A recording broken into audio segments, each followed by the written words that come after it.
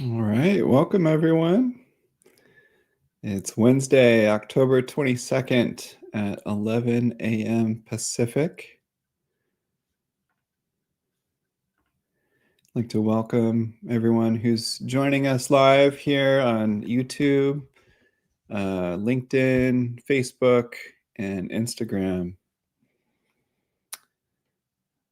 So as you arrive, feel free to write in the comment section where you're joining us from today.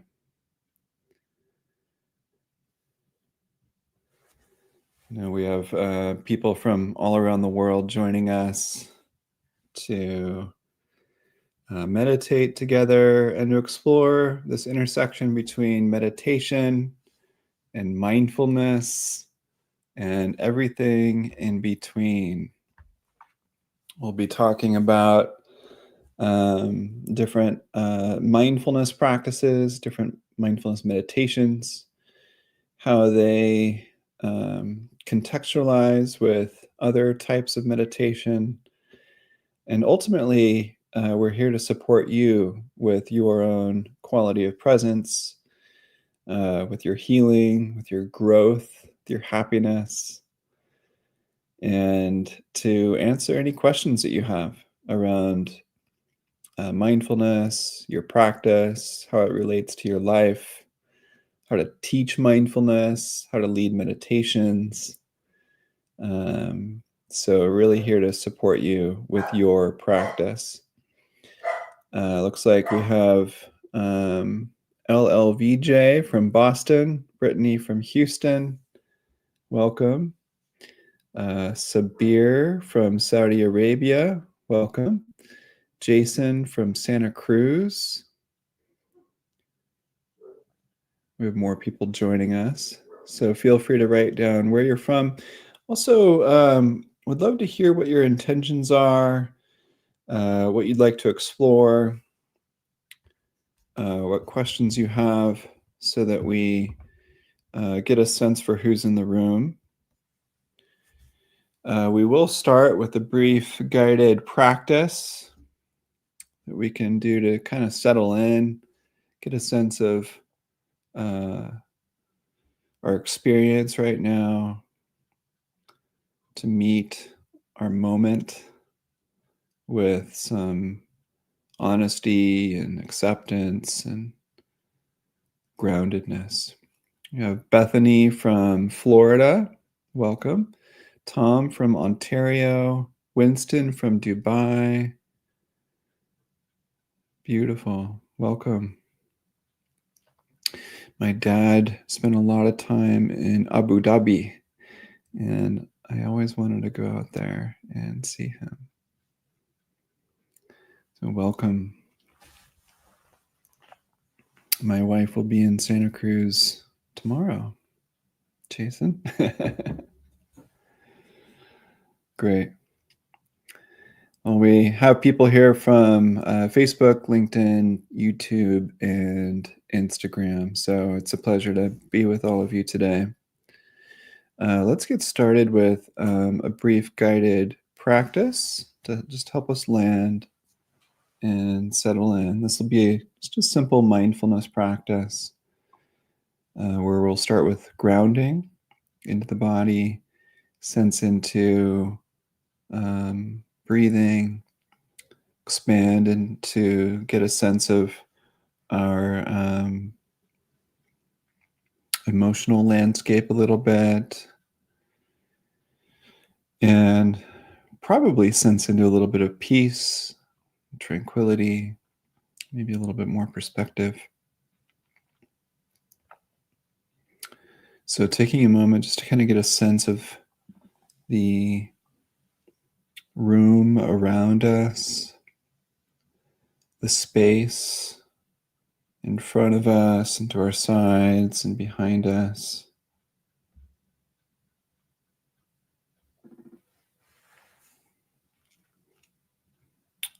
Feeling our body on the ground or the seat.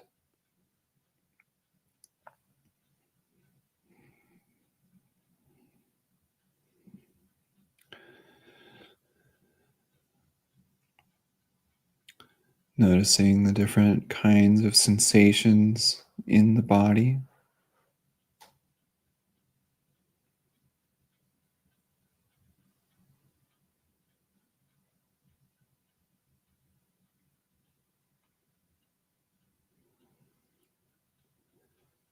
We can invite a sense of softness, just kind of dropping any resistance or bracing or not trying to feel a certain way, but just kind of softening into the layers of sensation in the body.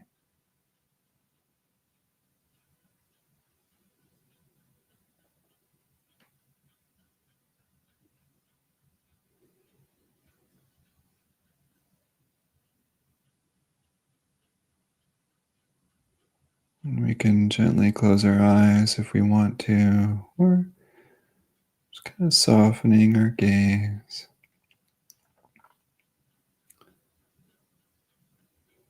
to help us sense deeper into the belly, the chest, and the heart,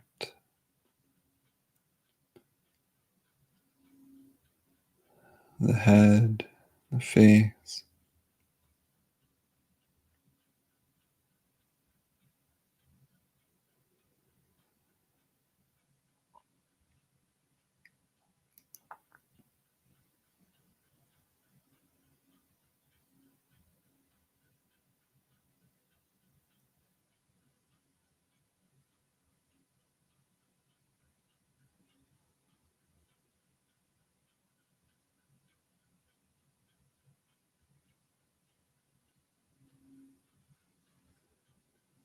Simply noticing what's here right now in the body.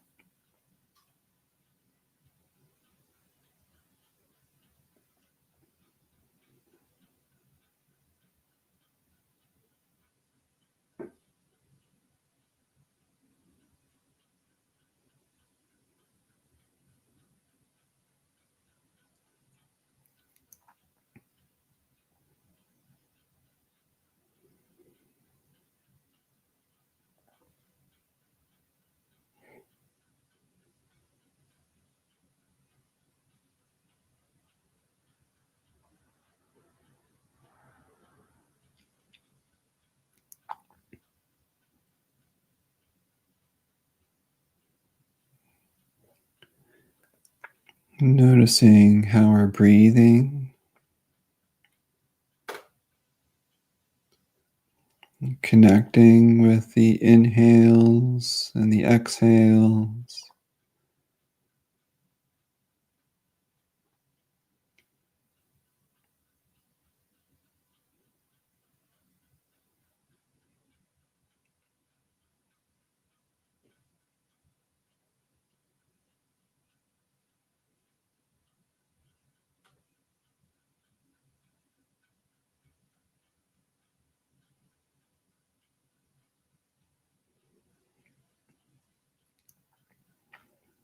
Really feeling the movement of each breath through the body.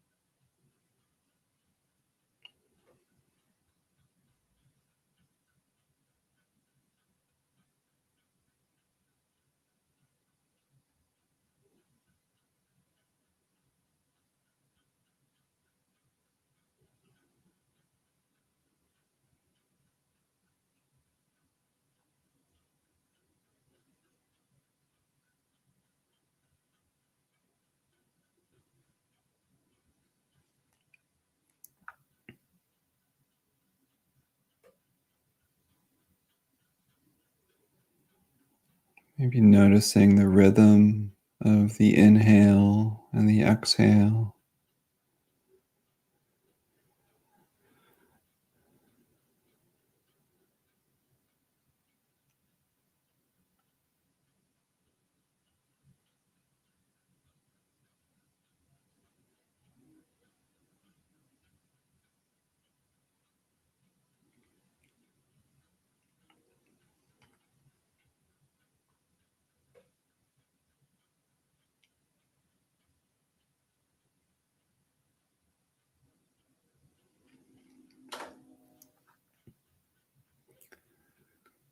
or where it's easiest to feel the breath. Maybe it's the belly or the chest or the nose.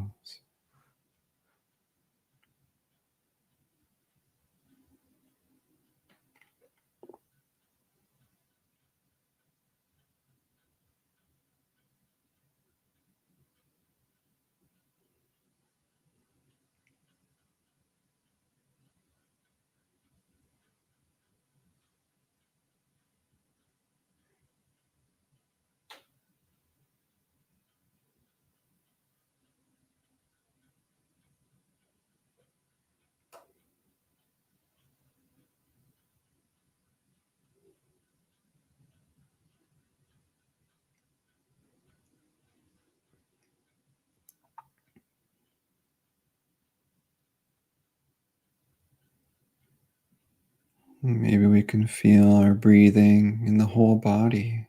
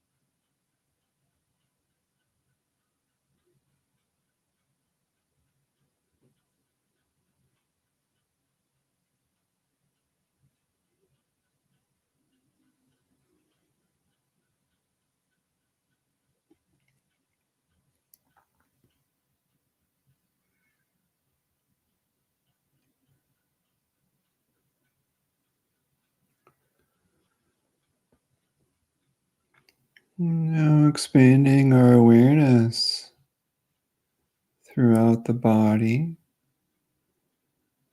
to get a sense of any predominant emotions we can feel,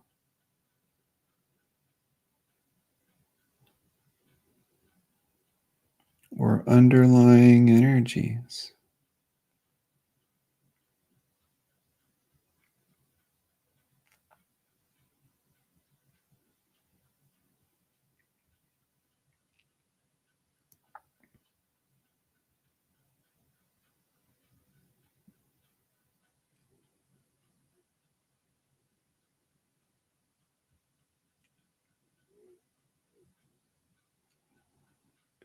The, these emotions that live in the body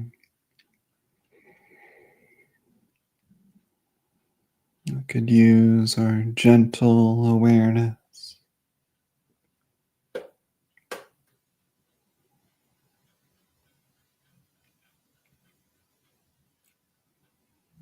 Sensing into these layers of energies and emotions.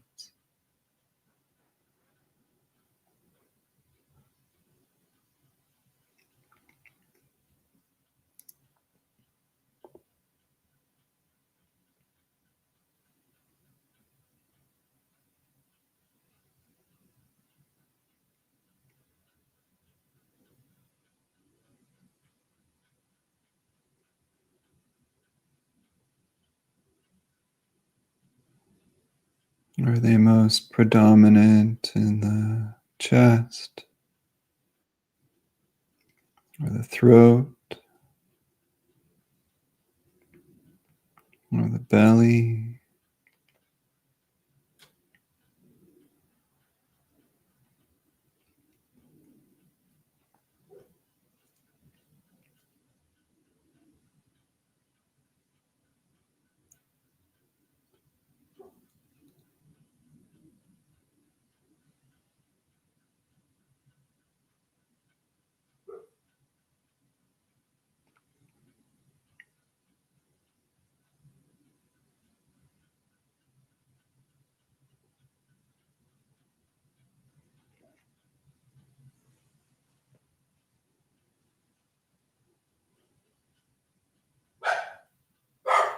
And acknowledging and accepting that they're here,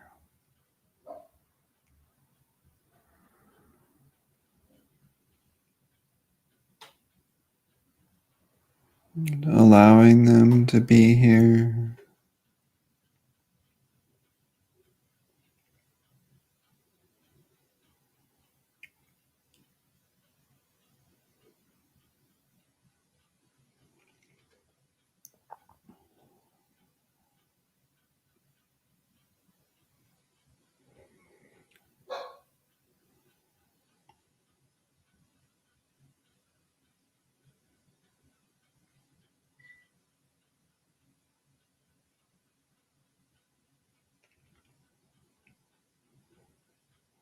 These common human energies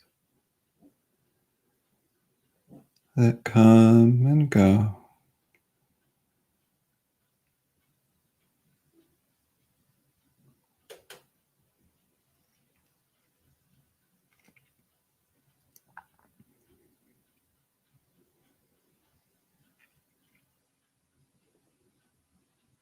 without trying to hold on to them or push them away.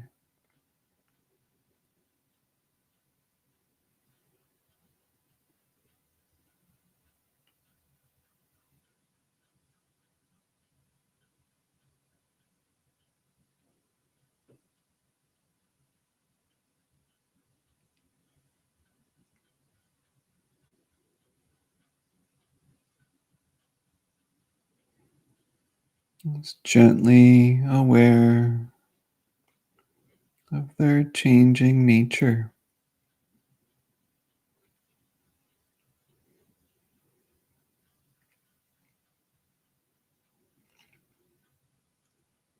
as we breathe.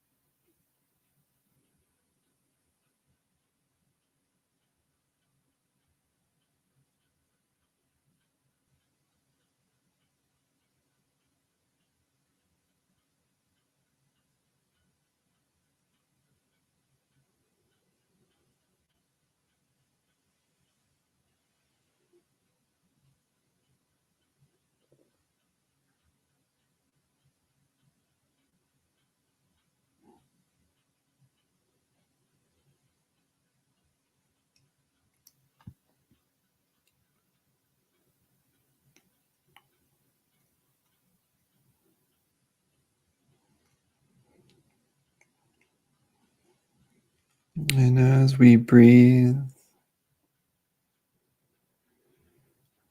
sensing into the layers of the body,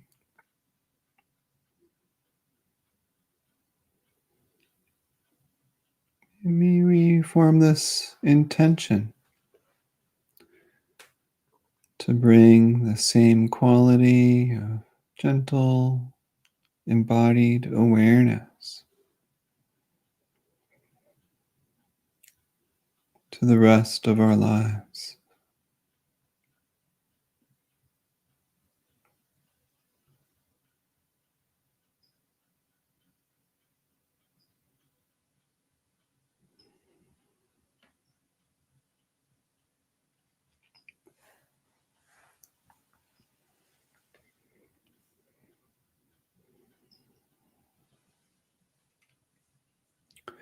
listening to our bodies to let us know how to take care of ourselves.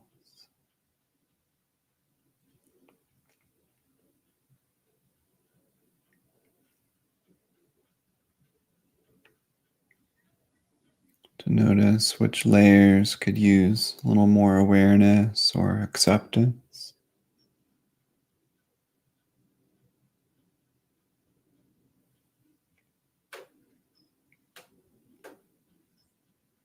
And to sense into how we can align more with our deeper values,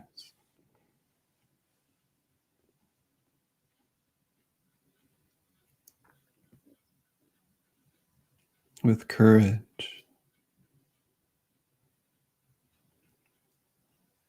and kindness.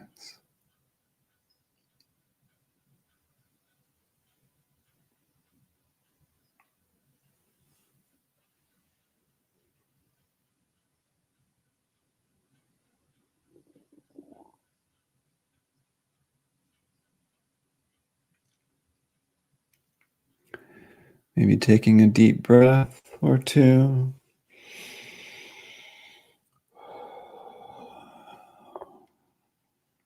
Sensing into the ground and the seat below,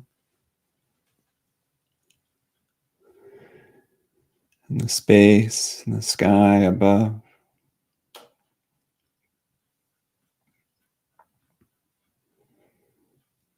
And our heart in the middle, and our belly in the middle.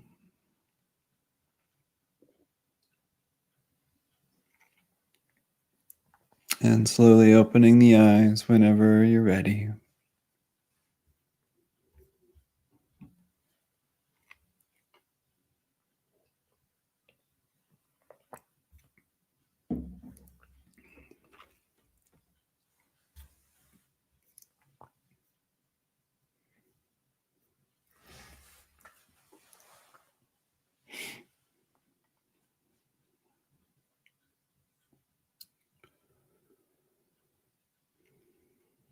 So with that mindfulness practice, we sensed into the space around us,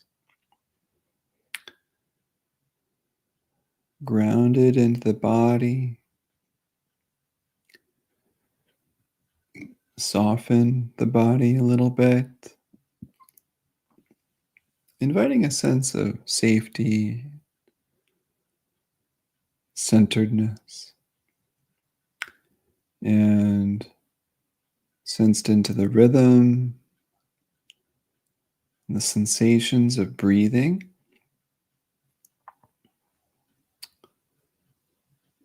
Explored where we can feel the breath easiest.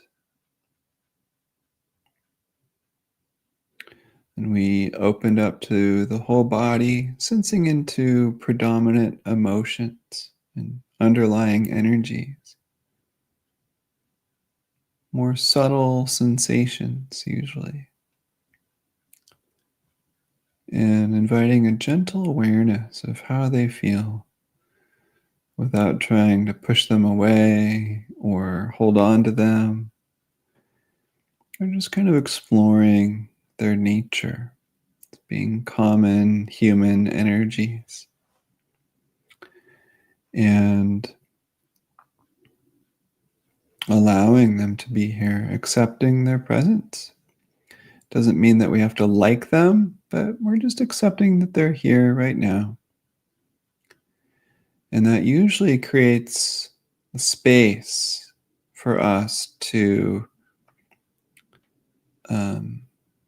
not be trapped by them or weighed down by them so much. Once we acknowledge something and accept that they're here, it usually creates a little bit of freedom for us to know how to move forward. And so for everyone, that's a little different depending on what it is that they feel. And then we segued into intention of bringing this gentle embodied awareness to the rest of our lives, which is a big ask. but why not? Why not have that intention? And to um, listen to the body, sense, okay, well, what can I do to take care of myself? What insights arose today? And how can I bring this forward for the benefit of ourselves and hopefully other people too? Hopefully animals and the universe, spirits, etc. So that's an example of a guided mindfulness meditation in which we're really bringing mindfulness, this gentle awareness, to our moment to moment experience, staying with this moment, um, continually sensing, continually opening to the unfolding energy of this experience without holding on to it or trying to make it a certain way per se. So it's this gentle awareness of different parts of our experience. Now we can bring this mindfulness to right now with our eyes open, listening to some, guy on the internet right now. We can bring mindfulness to the space around us, to our day, outside of meditation. So mindfulness can be cultivated in meditation or out of meditation, in daily life. And when we talk about meditation, we're really referring to these moments where we're kind of closing our eyes and really focusing on, say, our internal experience.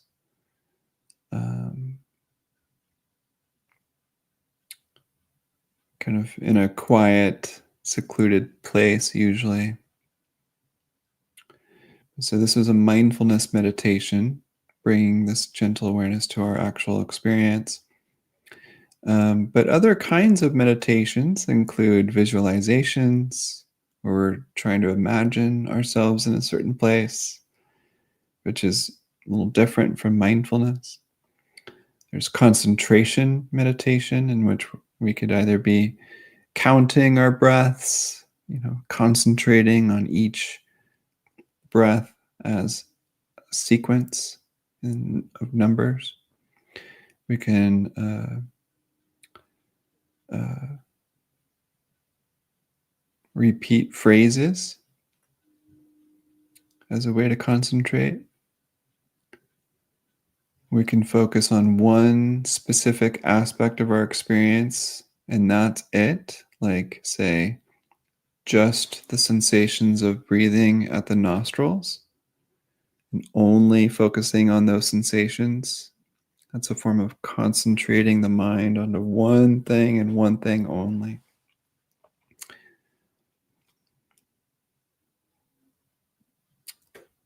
There's concentrating on sounds, like repeating sounds or incessant sounds. So there's different kinds of meditation practices out there, including mindfulness.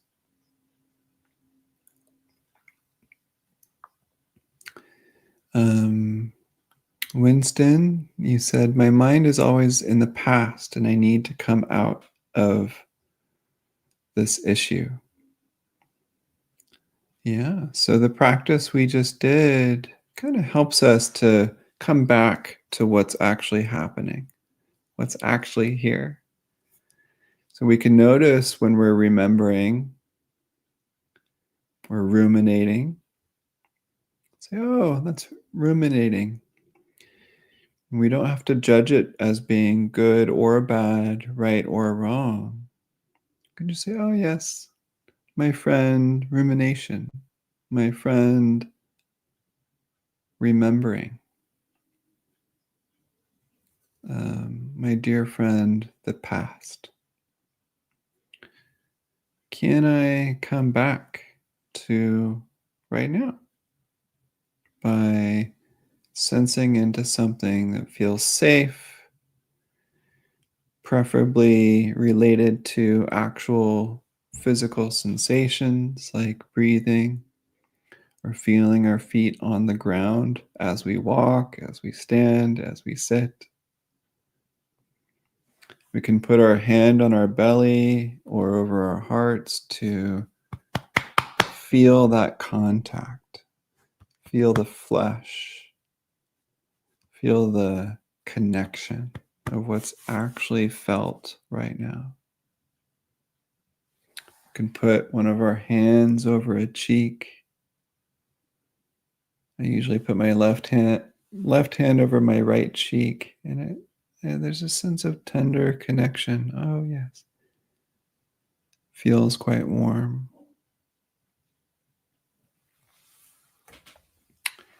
Some people come back to the present by, say, indulging in food or, alcohol or things, by getting wrapped up in, say, pleasurable sensations and over, say, consuming something, which can usually deaden our awareness or numb our awareness or bring us back to the present in a way that's um, a way to escape the emotions of the past or our fears of the future.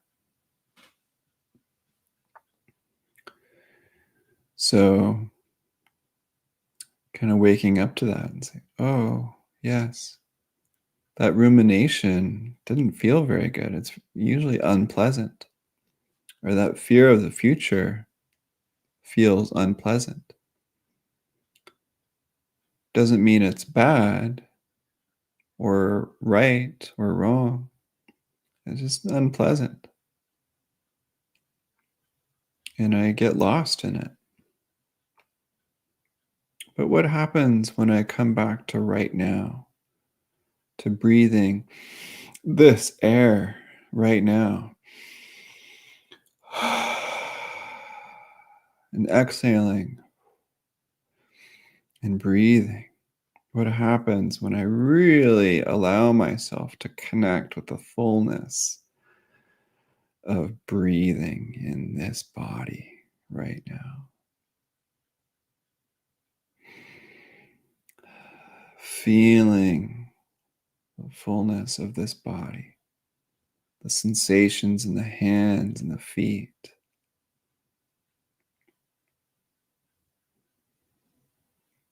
Receiving the sights all around me into the eyes, and the textures and the colors and the lights, the energies. What happens when I connect with what I'm smelling right now? What can I smell? Right now I have this tea of peach, hibiscus, and green tea together.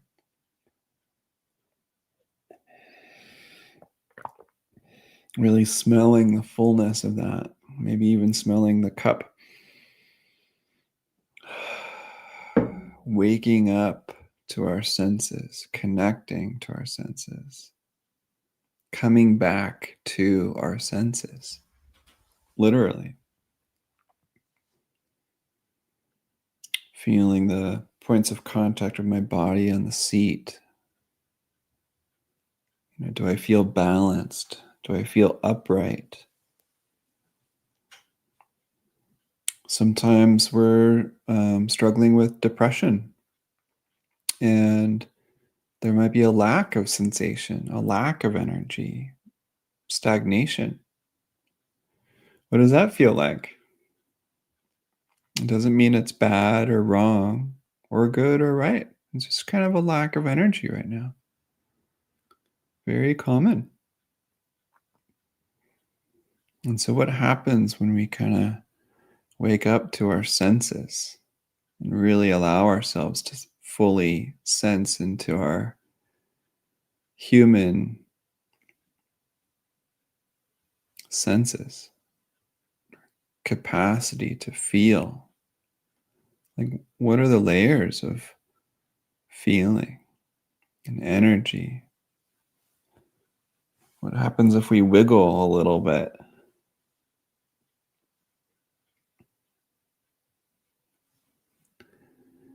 Just noticing stuckness, flow, all these things. Just kind of listening to the body. Like, okay, what's here? And usually, what can I accept?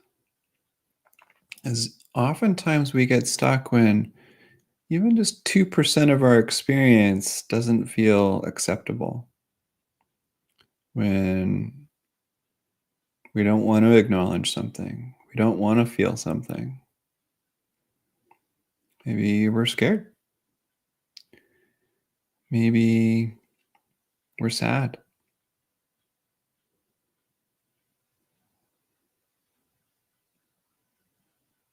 Can we accept fear?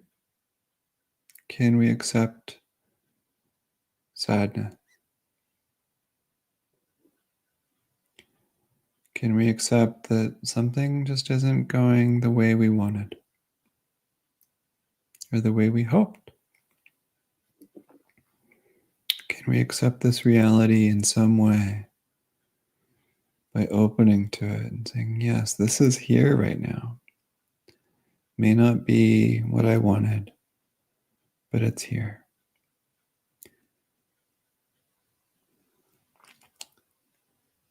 And sometimes tears come, and that's great. We can allow those tears to come.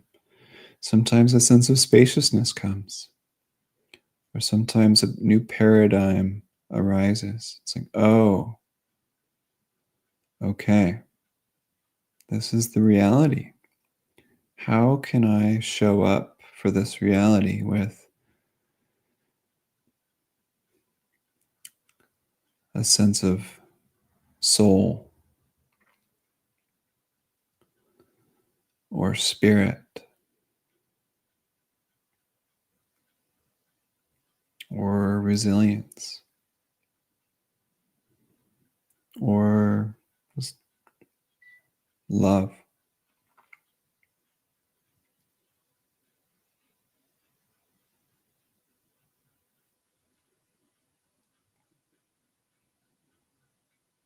So, this training of mindfulness is a training in learning how to be with life,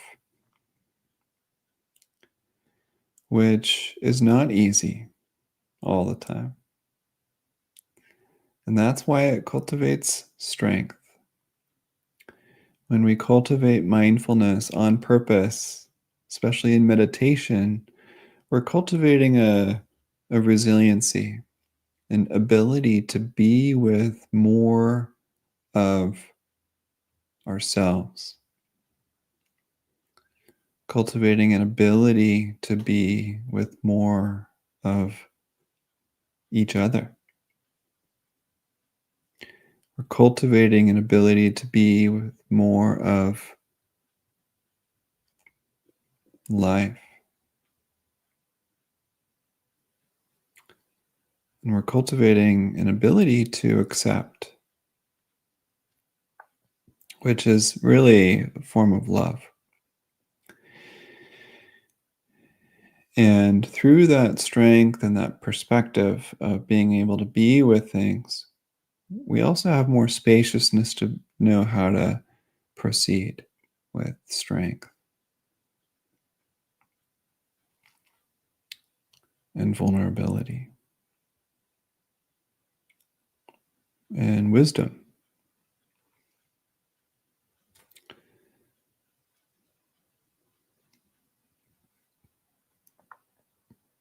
Just want to take a moment to welcome Santiago. Welcome. Malek from Paris. Welcome. Heal Your Mind. Welcome. Shannon is here from Tucson, Arizona. Welcome. Welcome to everyone who's coming. Would love to hear what's coming up for you, what's resonating with you, what questions you have. Also like to open it up to see if anyone has a specific question that they would like to be coached on, say live today on camera. If there's a question about your mindfulness practice, your meditation, healing of a certain topic or challenge that you have, if you have questions around teaching mindfulness or leading meditations, helping other people to be present for their lives and for life, to cultivate these qualities of the heart. Maybe I should introduce myself. I haven't done that yet. Heal Your Mind asked me, what is your profession? That'd be funny if I just said I'm a janitor or something. Actually was a janitor when I was in my teens. So my name is Sean Fargo. I'm the founder of Mindfulness Exercises. I was a monk for a couple of years, instructor for the mindfulness program born at Google, mindfulness and meditation consultant for lots of companies and United States agencies and Olympic teams and healthcare centers. I worked in healthcare for a couple of years teaching doctors how to prescribe mindfulness to their patients struggling with chronic pain and trauma and addiction, and helped a lot of patients around the country cultivate mindfulness for their challenges. I worked at Spirit Rock Meditation Center for 5 years with Jack Kornfield and a lot of the world's top teachers. I'm lead instructor for the Mindfulness Meditation Teacher Certification Program, helping people to teach mindfulness to others in different kinds of professional settings, helping lots of coaches and therapists and educators and consultants, yoga teachers, how to share mindfulness with others, how to lead meditations, and how to reach more people, to impact more people. Worked with lots of people like Gabor Mate, Richie Davidson, Daniel Siegel, Sharon Salzberg. Really just wanting to help people with these practices of presence and cultivating a wise heart. So that's what I do. Marie Louise Abram said, you're from the Philly suburbs. Nice. I did your online teacher training 2 years ago. Nice. Nice to see you. Thank you. Also certified in meditation. Wonderful. Well, welcome, Marie Louise. Love to hear how it's going for you. Shannon said, thank you. Shannon said, I love to learn how to teach mindfulness. Yeah, so there's a QR code for our mindfulness teacher training program for people interested in learning how to teach it. But we can go over questions you have around it here today live, just freely as well, if you have certain questions about it. Heal Your Mind said, sir, how to keep awareness all the time? Yeah. It's just really about baby steps. And that's the beauty of mindfulness, is that it's trainable. It's like, kind of like going to the gym. Just the more we train it, the more it becomes second nature. So These moments of meditation um, are wonderful ways to kind of deepen that sense of awareness and consistency. Um, Kind of helps us to integrate mindfulness into more parts of our life. And so, we can be mindful more of the time by remembering to come back to this moment. So we can set reminders for ourselves, we can meditate more, we can read books about mindfulness. Um, I'm offering this to help us to practice and build the habit more and more. Um, I send out email newsletters to everyone who's on our emailing list to remind each other, how we can be mindful more of the time. Our newsletter is free for whatever it's worth. And I'll drop the link here for anyone who wants to sign up for free. I just give lots of free um, reminders. That's really what it boils down to. And honestly, like community is so valuable, so important where, we connect with people and we learn from them and we support each other and we feel supported when we lose our practice, when we get lost because life is hard and we all get lost, myself included.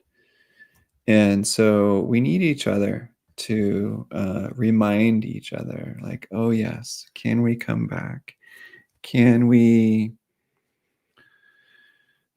bring this gentle awareness to this experience? And a lot of mindfulness teaching, a lot of mindful community is about encouraging courage to be with this experience too, to notice where we're resisting, to notice where we're holding on, and to see if we can kind of lighten our grip a little bit or allow ourselves to feel this, allow ourselves to connect with ourselves and each other. So it's the power of community. And that's one of the things that I try to do here is to, co-create community with you.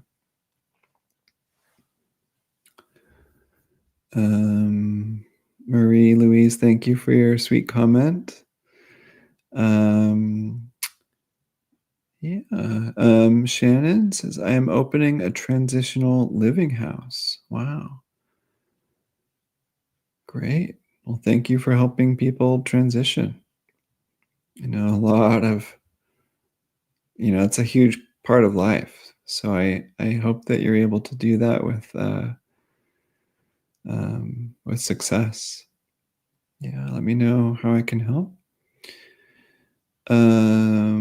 Santiago said, I am trying to train my outside awareness, like sounds, things, colors, people, but most of the time I forget to do it, usually in new places. Any suggestions? Practice a trick? Thank you. Yeah, so I think that's pretty common to say, be able to do relatively well at practicing mindfulness inside, say, in our meditation space or inside our home where we feel safe, um, where there's less distractions. But as soon as we go outside into the world, it can be easy to get lost in all the traffic and the sounds and the energies and people moving around and so I think it's helpful to um, schedule time to say practice in a park where we feel safe, where we feel a little bit more tranquil, where we might connect with the trees or a river, the grass, the sky, the earth. and use that as a training step.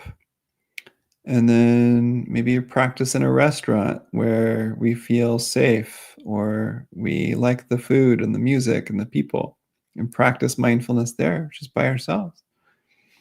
And keep, finding new places outside where it feels a little bit easier to cultivate this gentle awareness of our experience in different places outside. So, like, nature is usually a great place. Like I said, certain restaurants or cafes, maybe places with a view of some kind, places that are a little bit more quiet. So, training in that way, and then kind of noticing where your edges are. Like, what is it about certain places where it feels difficult to be mindful? Like, and why does it feel difficult? Is it because I don't feel safe? Is it because there's too many people around me? Is it because all these sounds and smells are distracting? What is it about different places that feels, difficult to be present in? And how can I practice presence in the midst of that? Can I maintain a connection with breathing as I'm in the world? Can I maintain a connection with the bottoms of my feet on the ground as I walk through a parade of life? Can I practice noticing the smells of downtown? I live in Berkeley, so I'm close to Oakland and San Francisco, and there are lots of different kinds of smells. Some of it is like garlic and butter, and some of it is urine and feces, and everything in between. So, noticing judgments, noticing reactions, staying connected with those too. So those are a few ideas. And yes, you can ask anything you want. Marie Louise says, because I recently moved, I stopped teaching mindfulness and meditation. I certified to teach yoga. Wonderful. And I'm looking in the area to decide what I want to teach. Beautiful. Um, yeah, I think it's helpful to kind of connect with your heart. Like, what does my heart want to teach? Um, who do I want to really help the most? So usually sensing into like who and like what our heart wants to teach often leads us in a good direction. Marie Louise says, incidentally, I was teaching university students who preferred mindfulness to regular meditation, which is why I took your training, which was excellent and helpful. Thank you, Marie Louise. Beautiful. Yeah, sometimes it feels, say, easier to practice just mindful living rather than meditation, where we're kind of sitting still with our eyes closed. Different people resonate with different practices. Heal your mind. Yes, please ask your question if you'd like. Brittany says, I need help coaching people in terms of everyday mindfulness, sprinkling it into the routine. So people who are overwhelmed and especially neurodivergent who create this wall of perfection or obsession in order to do it right.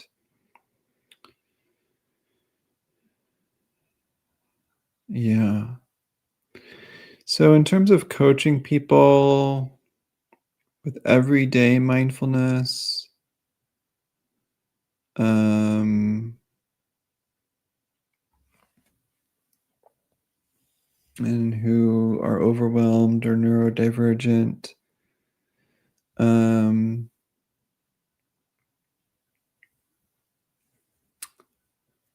I think so. First of all, safety is really important for people who feel overwhelmed or who are neurodivergent. or who are perfectionists. Um, Honestly, I would probably start with self-compassion practices. And mindfulness is self-compassion in the sense that we're tending to ourselves with gentle care. If we're feeling a sense of stress, tightness, control, self-compassion, and mindful self-compassion can kind of help us to soften and to notice sense of right or wrong, good or bad.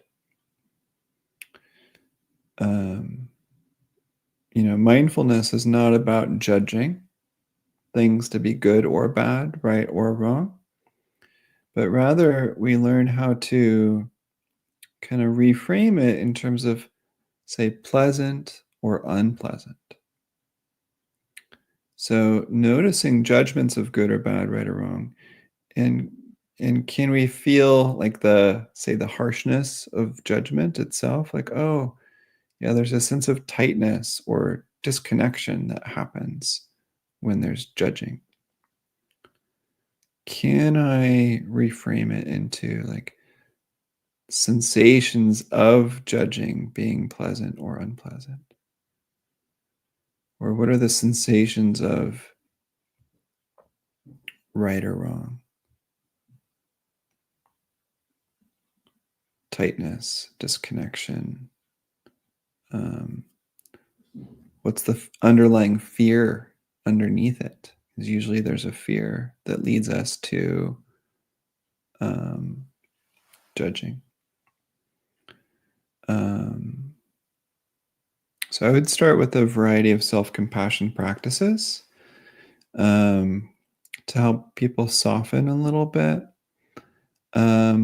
Mindful walking is such a wonderful practice where um, it's a very valid form of meditation where we sense into the bottoms of our feet touching the ground, heel, arch, toes, heel, arch, toes, heel, arch, toes, and really just connecting with the actual felt sensations of the bottoms of the feet as we walk.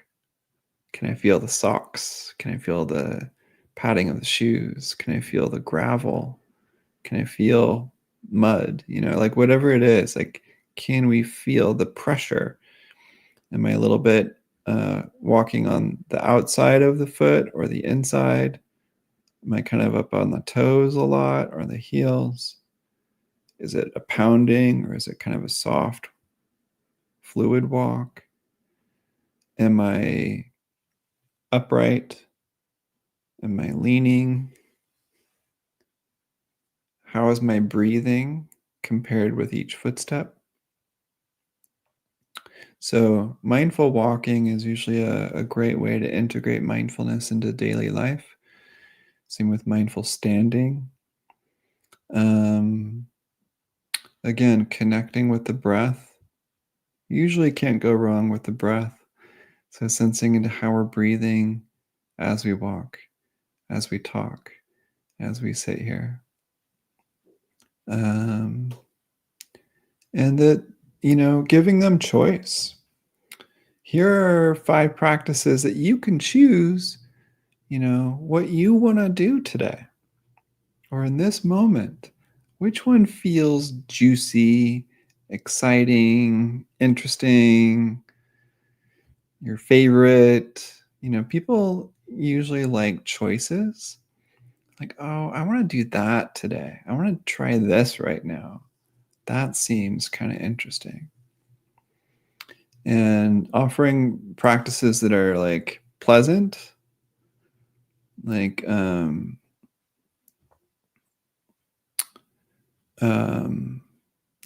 like 5 things I can see, 5 colors I can notice, 5 things I can smell. Those are kind of like interesting usually. Um, self-compassion practice tends to be a little bit unpleasant, even though it's like based in care. The premise is that there's some form of suffering to be compassionate for. So that can be unpleasant, but it also can be really juicy and interesting at the same time. But anyway, having sort of variety of practices, like some somatic, some heart-based, some eye or ear or nose or taste-based. Like, here's 3 pieces of different kinds of chocolate. Let's bring mindfulness to chocolate tasting. Or here's tap water, here's sparkling water, and here's uh, you know, fancy water. Let's do mindfulness of tasting waters. Finding kind of fun, interesting things to do that help us to cultivate present moment awareness.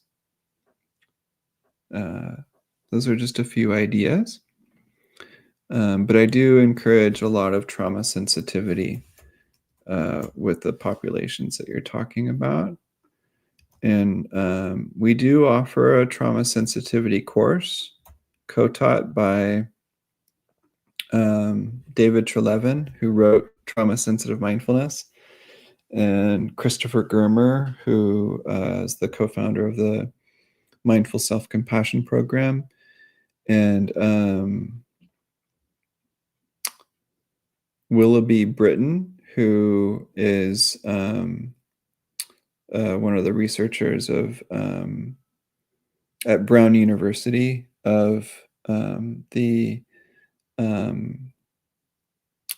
sort of adverse side effects of mindfulness on certain populations. So I hope that's helpful. Santiago said, I teach mindfulness to beginners, usually in one-on-one programs. I teach them the principles of mindfulness attitudes. It usually works. Do you think that's a good way? Yeah, I think the principles I think what you're referring to are John Kabat-Zinn's like attitudes of mindfulness. And I think it's fine to talk about that. I usually don't emphasize that because it feels kind of like a long list of things to remember to me. In terms of teaching beginners, I try to simplify it a lot more by saying something like gentle awareness. If I give them 8 different attitudes that they need to be mindful of, that many of them feel a little head-based, then it can seem overwhelming to people. So I would caution you on overwhelming them with long lists and rather see how you may be able to simplify things a little bit. Maybe like 1 attitude a day or a week or something like that, rather than giving them, here's 8 attitudes you need to have every moment. So that's just my personal take on it. Shannon said, I am a formerly incarcerated individual and have been out for 12 years. I am graduating in January with my bachelor's degree in behavioral health with an emphasis on trauma. Wow, that's amazing. So now I am opening a trauma-informed transitional housing program for women re-entering society after incarceration. Beautiful, Shannon. That's amazing. Good for you. That's really remarkable. I'm really happy for you. Yeah, beautiful. I love that. Yeah, let me know how I can help if you need any help. That's amazing. Okay, Heal Your Mind said, Sir, I feel heaviness in my chest when someone raising negativity for me or backwarding. How to protect myself? Yeah, I'm sorry to hear that. So if someone so it sounds like someone is kind of being negative, quote unquote. You feel heaviness in your chest. Um, yeah. Well, so I like how you phrased how to protect myself. Um, I think that's a nice way of um,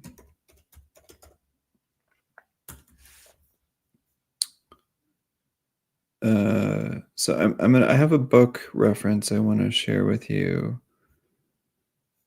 Um,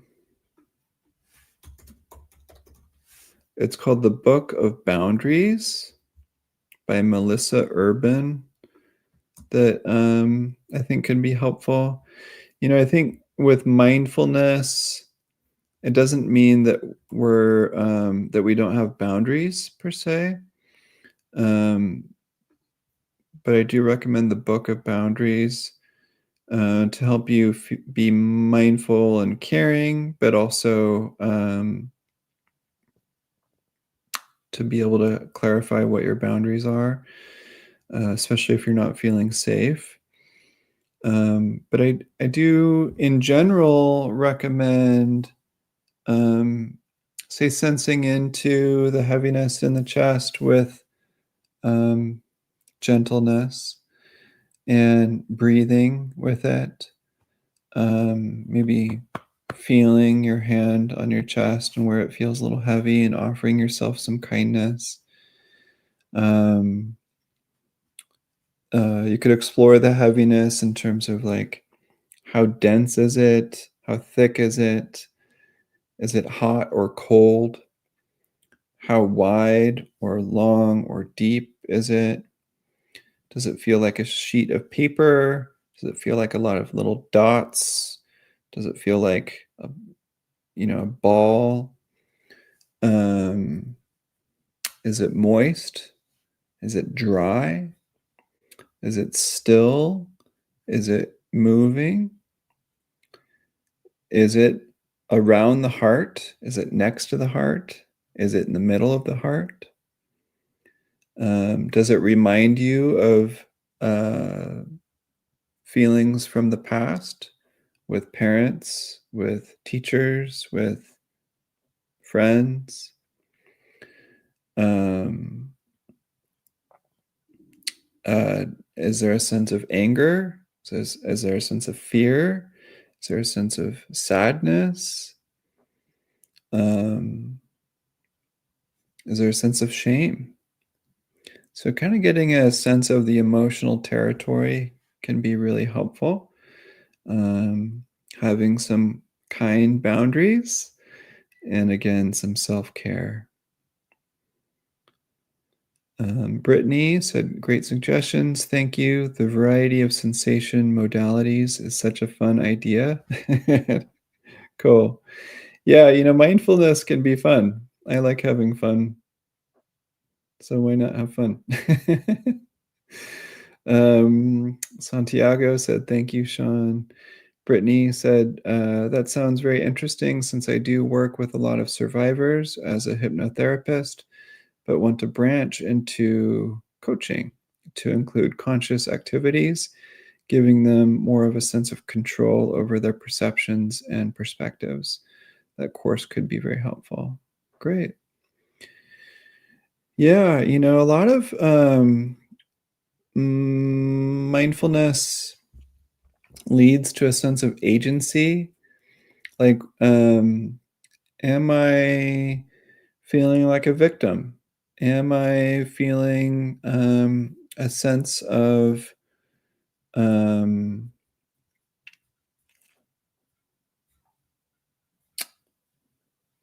like, do I feel inner resources to be able to act? Am I taking accountability? Am I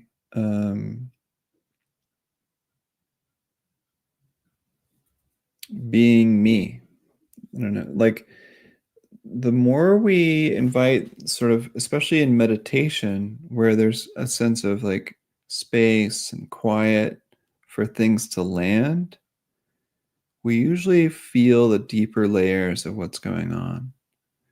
And if we're not trying to resist them or hold on to certain things, and we just allow ourselves to feel all of this, we usually feel these insights of the underlying energies, the underlying behavioral patterns. It's like, oh, when this arises, I usually do this, or I usually do this pattern, or I usually go here, or I feel this, or I go there. Like what are the patterns of what we're doing? And how can I show up with presence, in this body, with this heart, breathing this air? How can I be present in these situations where I don't go into these patterns anymore? And I can show up as this human in this body, with these values and be with life in a way that feels like I'm respecting myself and I'm also respecting others.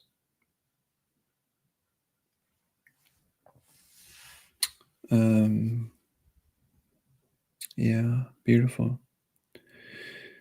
Heal Your Mind says, I'm from India, sir.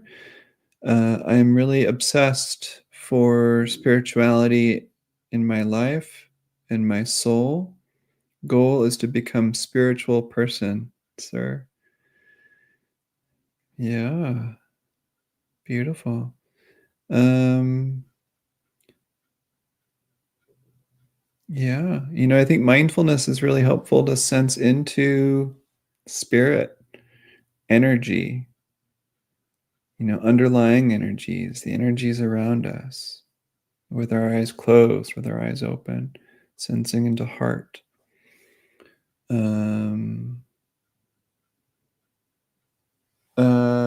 There's a book here I want to show you.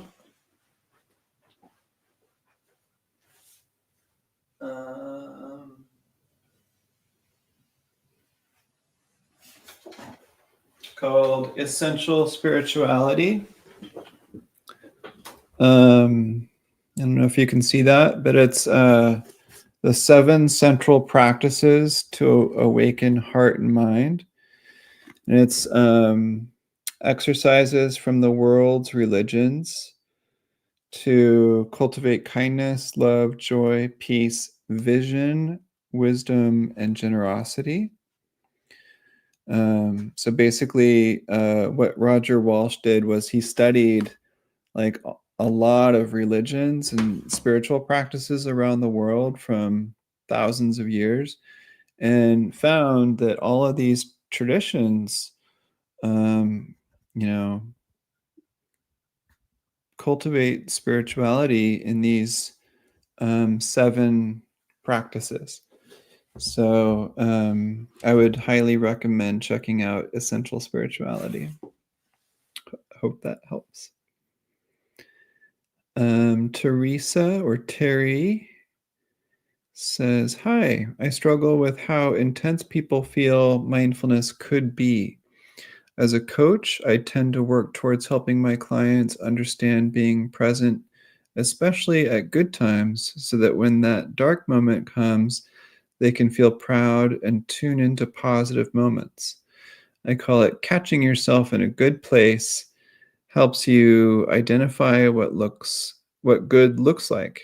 Be kind to yourself. Does that make sense? I think so. Yeah. I think certainly mindfulness of the good times, of the pleasant things, the beauties of life is often underlooked. And so I'm glad that you're helping people to bring mindfulness to the joys and the beauties and the wonders. Um, why not? Like, it is beautiful. It is wonderful. Like, there are so many beautiful things in this world. Um, and that, cultivating mindfulness in these positive times helps a momentum. I would just say that, uh, you know, for some people, they will start to, some people will get a sense that they should not be mindful of the dark, or that they need to sweep it under the rug, or that they need to bypass the the mud in order to get to the lotus. And so just, reminding them that it's okay to also bring mindfulness to unpleasantness, to the scaries, to the mud, to the fears, and the darkness. That mindfulness is about being able to be with both the light and the dark, the pleasant and the unpleasant. Otherwise, we run the risk of spiritual bypass, basically, which can get us into trouble, can feed our shadows, and lead to nervous breakdowns, and sometimes cancer, um, dysfunctional relationships, an inability to be with ourselves. So that's just the one caveat. But in general, I think that it's wonderful to maybe emphasize, being mindful of the present, or the pleasant. Heather Keats says, "Hello, Sean. I am keen to teach some of the Buddha's teachings. Example, in respect to the Eightfold Path, three poisons, etc., as I find it so helpful myself. But to do this in a non-secular way, any thoughts on how?"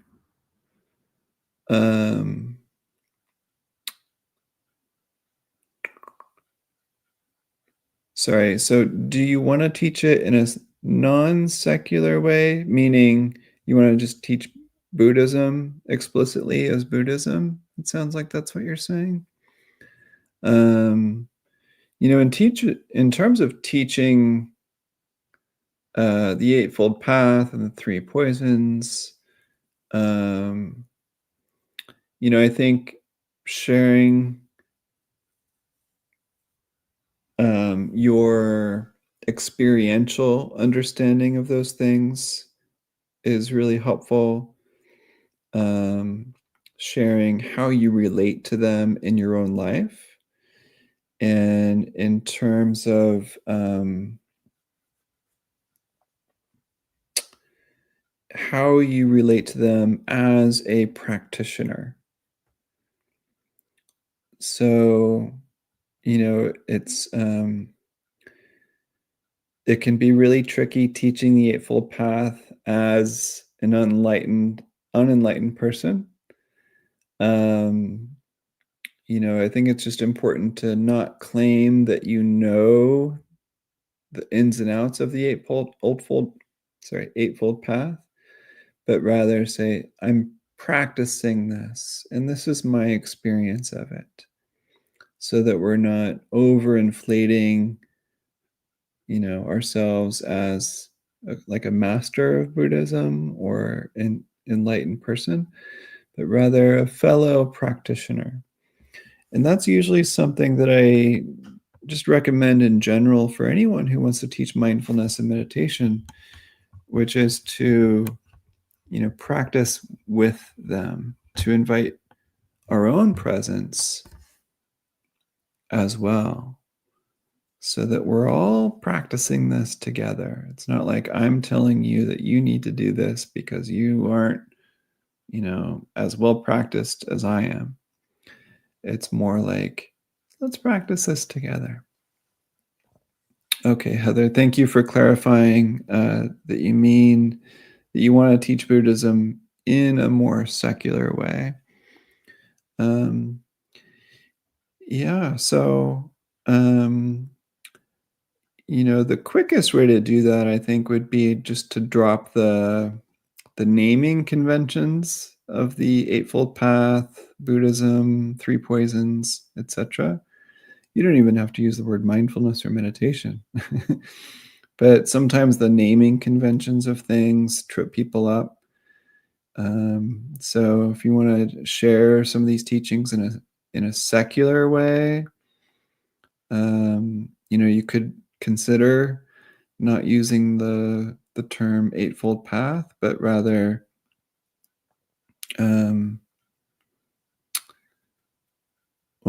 you could talk about it in terms of like ethics, daily living, and mental cultivation for like sila, samadhi, panya. Right view and intention and livelihood, and so like bucketing them into terms that just feel secular, and just kind of sensing into like, what is the essence here? What is it really pointing to? It's like, okay, can you have perspective? Can you have kindness? Can you be in alignment?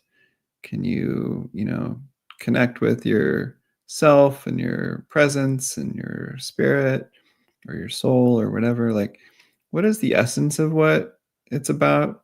And how can I just share that in a common sense way? And also be clear that, you know, whatever you believe is great. Like, I'm not trying to convert you into anything. If you're Christian, if you're atheist, if you're, Muslim, great. Like, it's your life, and whatever you believe, I just hope that you walk your talk. And we probably believe the same things in terms of, human decency and kindness and love. Like, we're probably very aligned. And if you believe in certain gods, great. I hope you're able to connect with them. Mindfulness can support that. And here are some things that I've found to be helpful for me in finding greater connection with, oneness and spirit and, self-acceptance. And they're say like, some ethics, a little bit of perspective, a little bit of behavior, mental cultivation. And we don't have to use the word mindfulness. We can, or the word sati, or sati sampajanya, or anything like that. We can just say how to be present, how to be emotionally intelligent, aware, have this combination of attention and intention. So just kind of finding these common sense words can be really helpful. But I hope that's helpful, Heather. Reiki Wellness says, April Franklin from Falls Church, Virginia. Welcome. Can you speak more to what you're referring to when you said spiritual bypass? I work with a coaching technique that helps people using neuroplasticity to shift limiting beliefs and patterns. Great. And then another comment from Diana says, Hi, Sean. Thank you for talking about the mud. Can you say more about spiritual bypass? Yeah, so a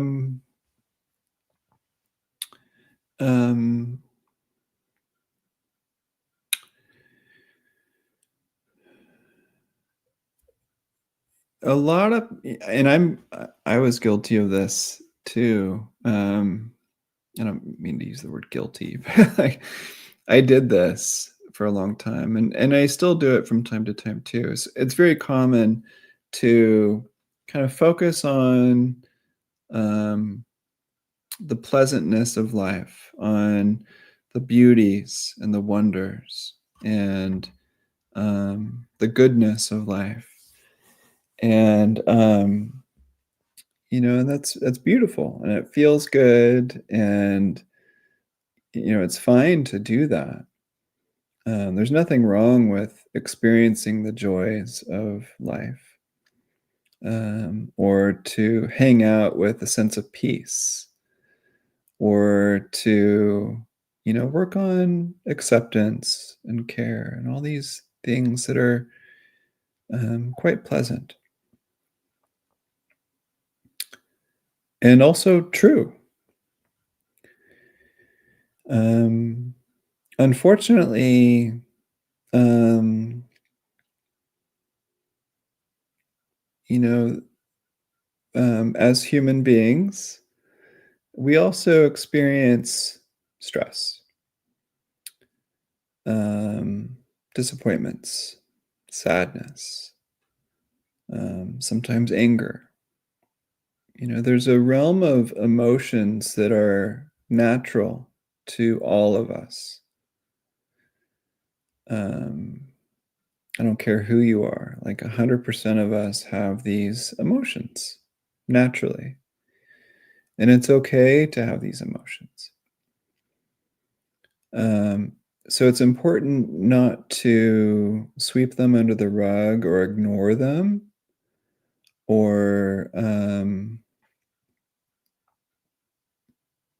resist them or exaggerate them,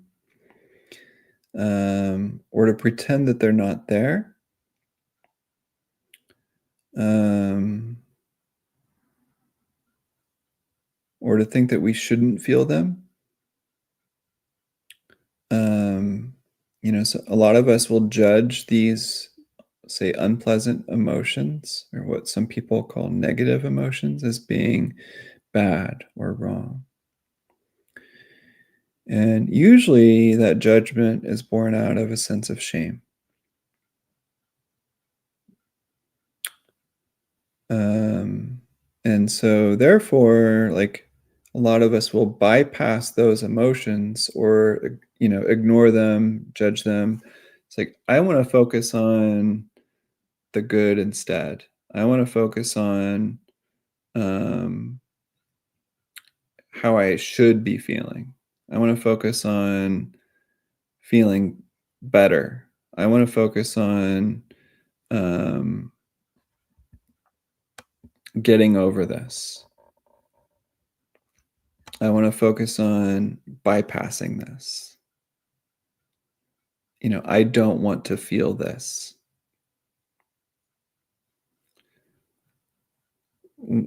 So whenever we bypass like the natural tensions and stressors of life, um, that those energies will still live in the body. What we resist persists. What we ignore will usually come back to bite us 10 times harder later.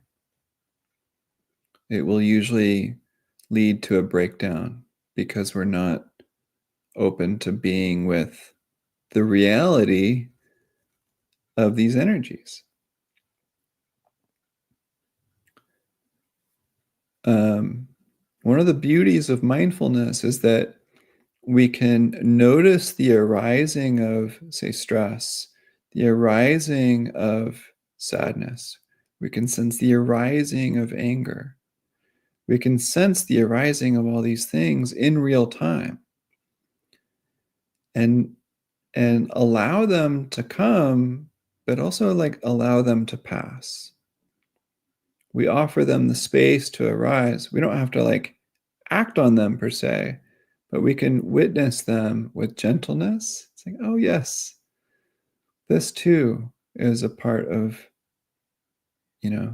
this human experience. We can be with them without needing to resist them or escape them in order to feel something else. We can be with these emotions, these stressors of life, and allow them to go, allow them to be processed. It's like, oh, and we can learn from them. Oh, yes, there's a little bit of anger here because I want to act and protect this person, or because my values feel threatened. Oh, yes, okay. So how can I align with my values? Or, this tension is arising because um, I have a fear that uh, someone's walking all over me or taking advantage of me. Or maybe I need to drink more water or eat something. Or I'm not feeling like I'm able to do all the things I wanted to do today. So I can understand what's happening and why it's coming up. But I can also, like, when I'm present with it, I'm allowing it to be here, and then I'm allowing it to go. But if I bypass it, it usually stays stuck in here because we're inherently like resisting being with it.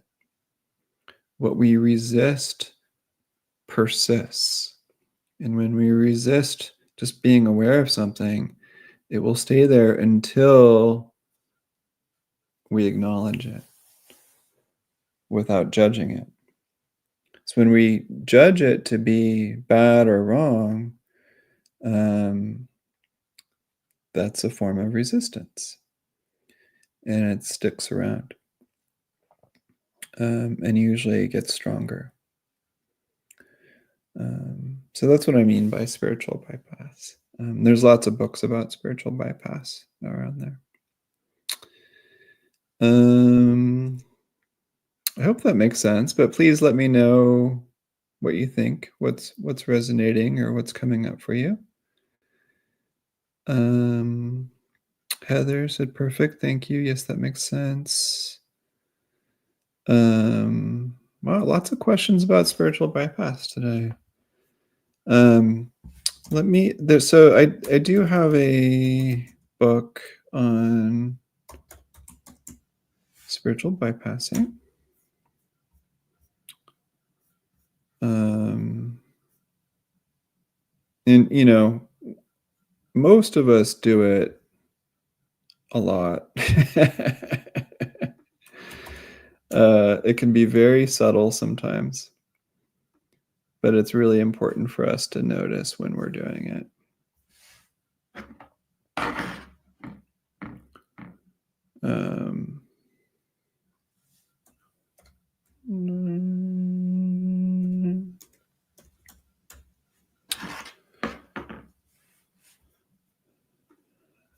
Because with mindfulness, the goal is really just to be present for all of life, not just like the fun stuff, but the fun stuff and the sticky stuff.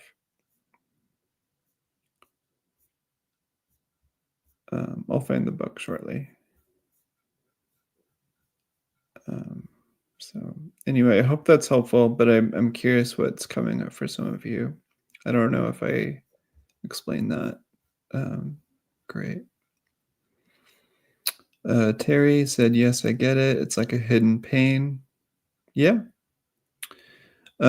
Shadows. There's a great book called Shadow Dance that kind of talks about this.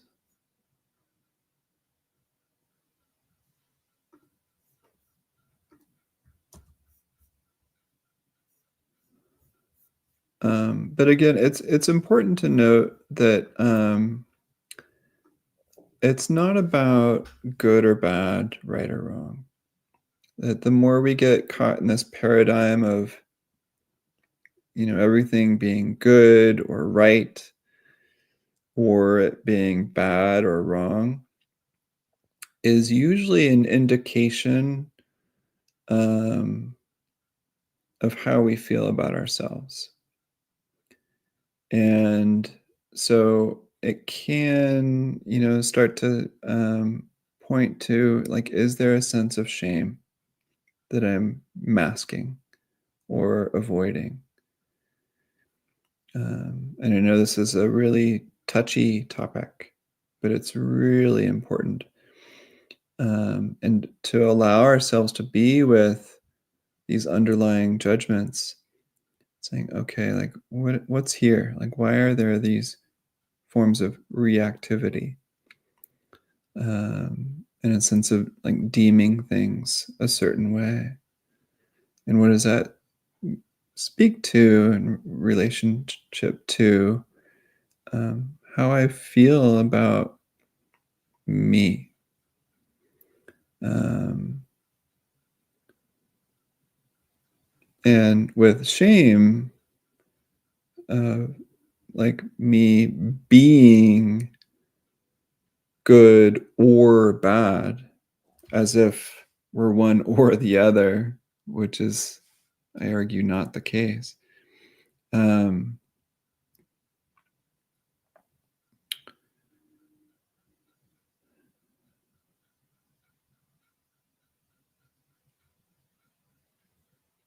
like what feels real on a day to day? So we have these two wolves, the wolf of hate and the wolf of love.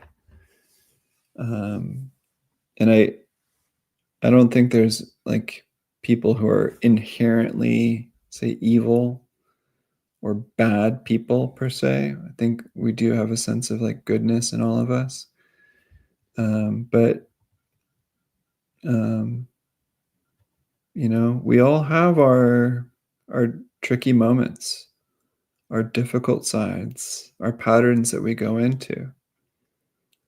Um, and so can we meet ourselves with this sense of compassion for, not being quote unquote perfect, whatever that is, or ideal.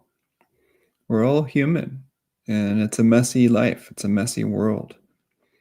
And the more that we can embrace the messiness without judging it, the more we can connect with ourselves as um,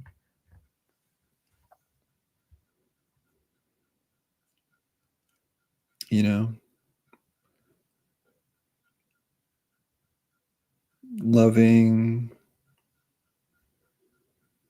um, lovable people.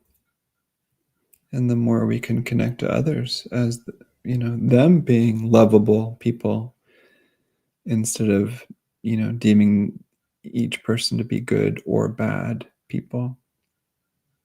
That's my take. Diana said, yes, it does. I'm judging my own anger today, my own impatience, wanting it to go away, and hearing these reminders is helpful. Yeah. Yeah, it's okay to feel anger and it's okay to feel impatient. That's okay. If we can kind of sit with that, breathe with it, feel into it a little bit with gentleness. Oh, yes, impatience is here, anger's here. Can I be with it with gentleness?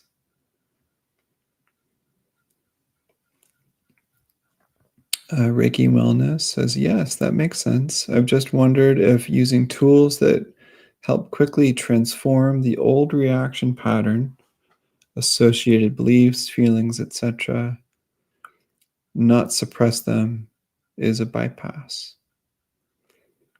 Um, so, um, this is a really good question, Reiki Wellness. So,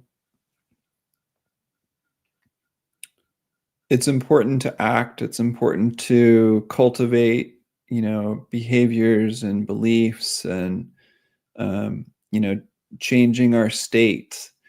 And not succumbing to things, or not feeling overwhelmed by things, or not navel gazing. It's important to not get carried away with like just feeling everything all the time. Um,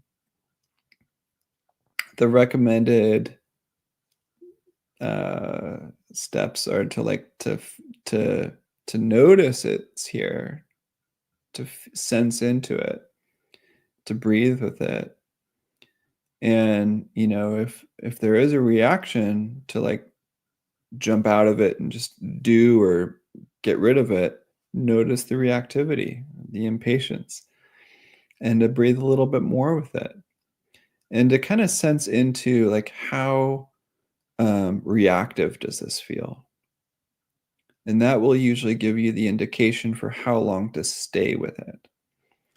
So if you're able to like be with the stressors or the grief or the anger or whatever, and it starts to feel like it's kind of softening, subsiding, moving, um, you're able to breathe, you're able to kind of feel it with some form of spaciousness, some perspective.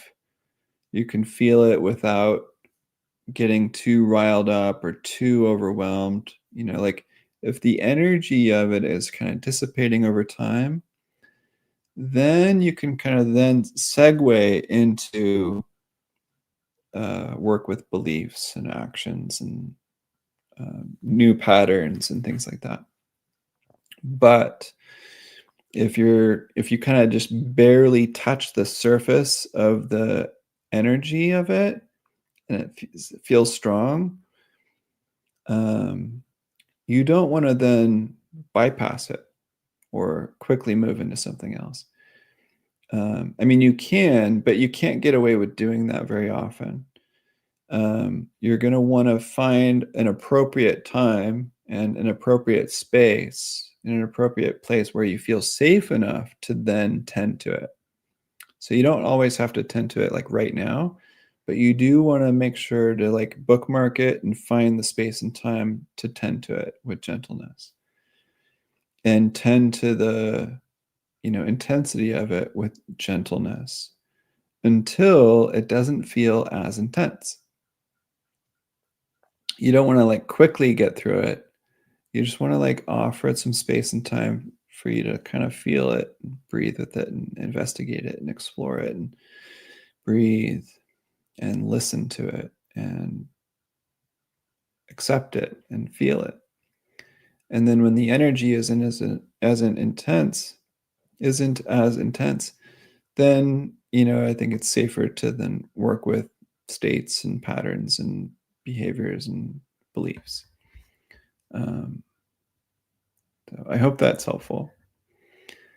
But it's a great question, Reiki Wellness.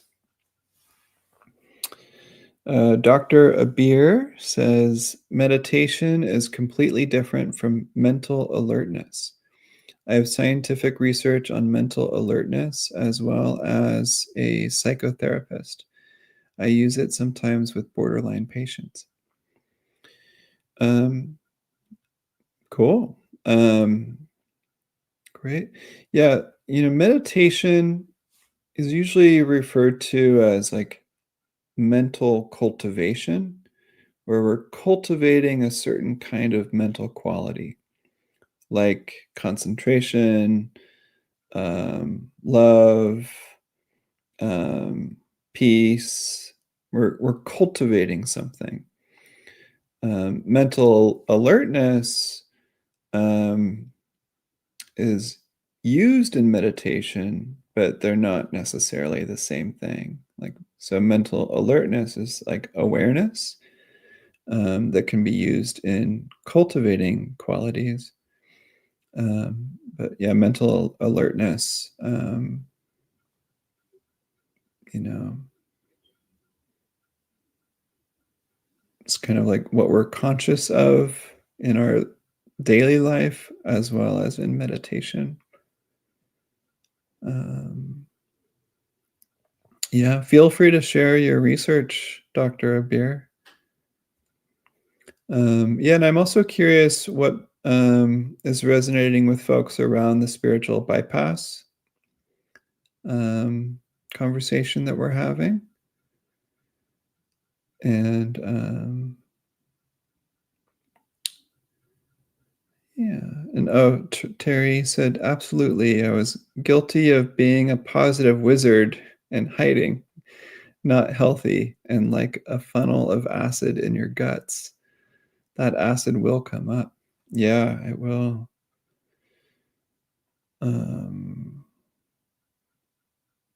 a positive wizard. That's a funny way of putting it. But yeah, a lot of people will bypass, um, emotions and um, insights and realizations, and it usually comes up later um, in an unfortunate event or sickness or breakdown because we're not integrating um,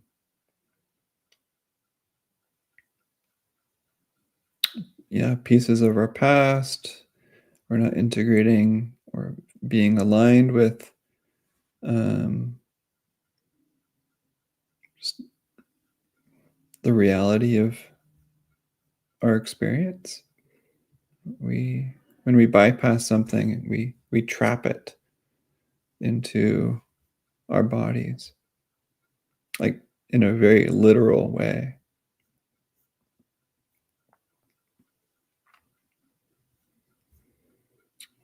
Great. Any other questions or comments? I'm going to be offering more of these live streams, so uh, you're welcome to come. I'll post a link where you can find out more about our future live streams in case you want to come back. All of you are welcome. We do offer live trainings and workshops with, renowned teachers. So all of you are welcome to join those. We do offer a mindfulness teacher certification. There's a QR code on the video screen. But as I said before, mindfulness community is really important to remind us to keep coming back with this courage and gentleness, and that we're all here to support each other. And the key to maintaining mindfulness throughout our lives is, connecting with others who also have this intention. Diana said, naming the presence of shame felt really true and important. Thank you so much for sharing today. I am in the mindfulness certification program and it's incredible. Wonderful. Thank you, Diana. I'm really glad that naming the presence of shame feels true and important. I think so many of us carry shame to different degrees. So continually naming it with gentleness and kindness and remembering that it's common, but that we're so lovable. It's really important for us to remember. And that we're not like bad people. We're not wrong.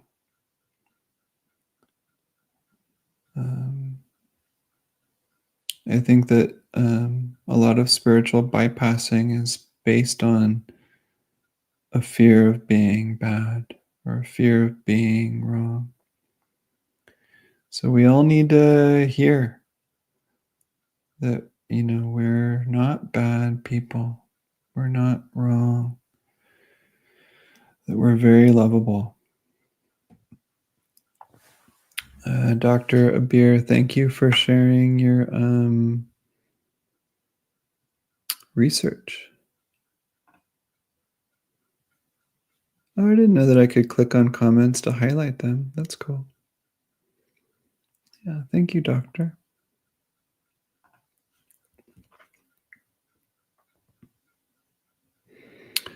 All right.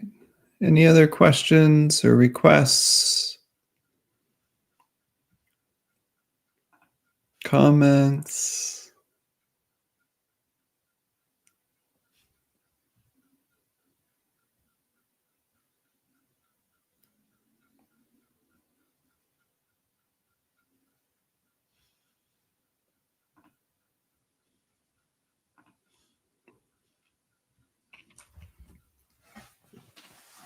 All right. Well, thank you everyone for coming today. It was a pleasure to practice with all of you and to explore these topics, get a sense for what's coming up.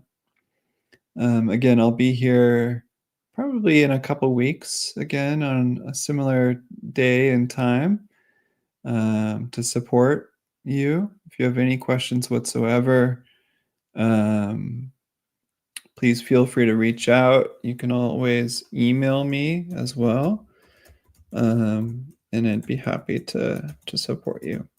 Um, so thank you everyone for coming today, and hope to connect with all of you again very soon. Thank you very much for your time. Thank you for your mindfulness.